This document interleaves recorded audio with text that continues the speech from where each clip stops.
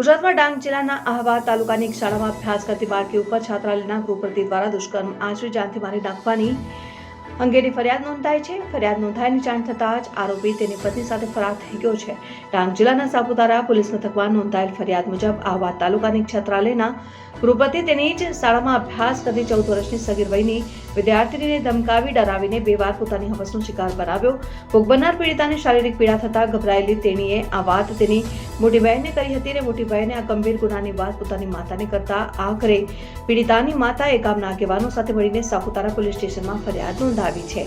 પોલીસમાં ફરિયાદ નોંધાતા હવાસખોર શિક્ષક ભૂગર્ભમાં ઉતરી ગયો હતો અને સમાજ અને પોલીસના ડરથી ગૃહપતિએ ઝેરી દવા ગટગટાવી આત્મહત્યાનો પ્રયાસ કર્યો હતો, જેને ખાનગી હોસ્પિટલમાં સારવાર પણ આપવામાં આવી હતી.